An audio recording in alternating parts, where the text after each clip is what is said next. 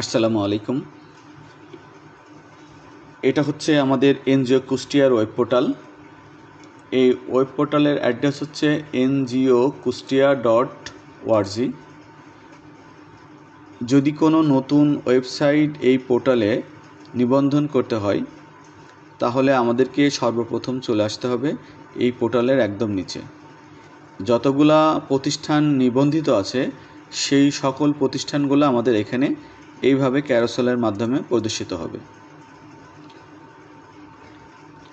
আমরা নতুন পোর্টাল বা নতুন একটি এনজিও আমরা নিবন্ধন করব, এই জন্য আমরা এই পোর্টালের একদম লাস্ট পজিশনে চলে আসব, শেষের দিকে।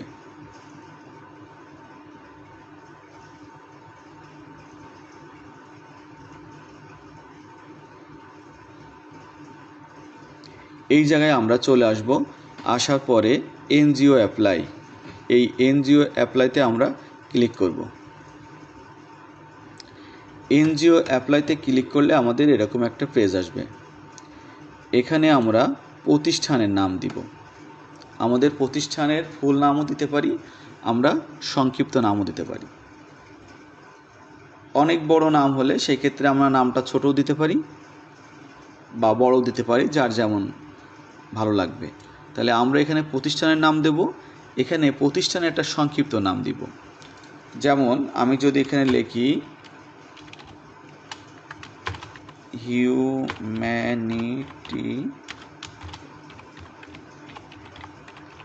হিউম্যানিটি ফাউন্ডেশন, তো এখানে আমরা এত বড় না দিয়ে আমরা এখানে HF দিয়ে সংক্ষিপ্ত আকারে করতে পারি।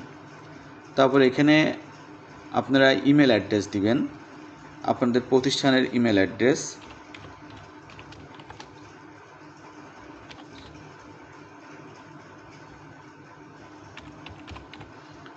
তারপরে আপনাদের একটা পার্সোনাল মোবাইল নাম্বার, যেটা আপনাদের অফিসিয়াল মোবাইল নাম্বার, সেটা আপনারা এখানে দিবেন। আপনাদের প্রতিষ্ঠানের যেখানে ঠিকানা আছে সেই ঠিকানাটা আপনারা এখানে দিবেন।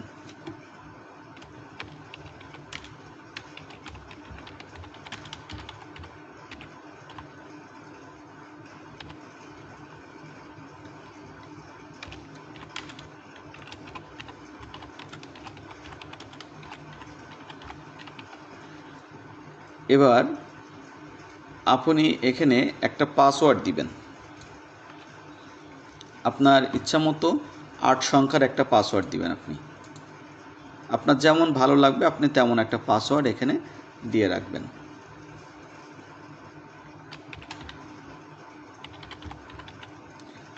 বড় হাতের ছোট হাতের দিয়ে দিবেন।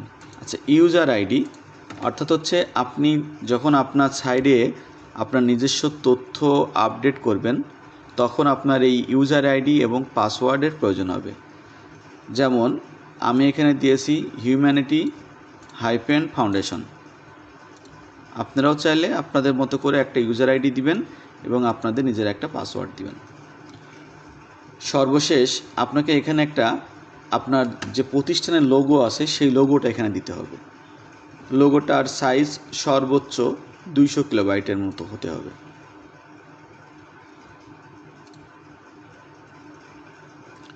আপনার যেখানে লোগো আছে আপনি সেখান থেকে একটা লোগো আপনি তুলে দিবেন। আমি এমনিতে একটা লোগো এখান থেকে তুলে দিচ্ছি। এই যে লোগোটা এখানে উঠে গেলে আপলোড করলে এখানে লোগোটা শো হবে। তারপরে আপনার কাজ সাবমিট করা।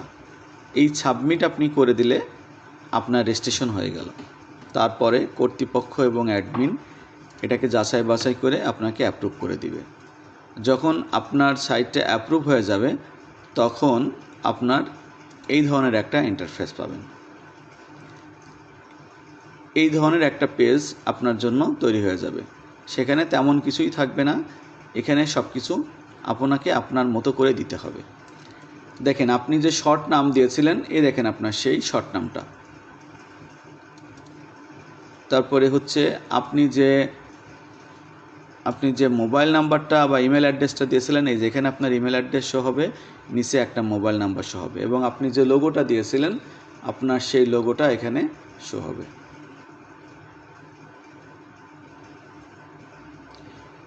এটাই হচ্ছে মূলত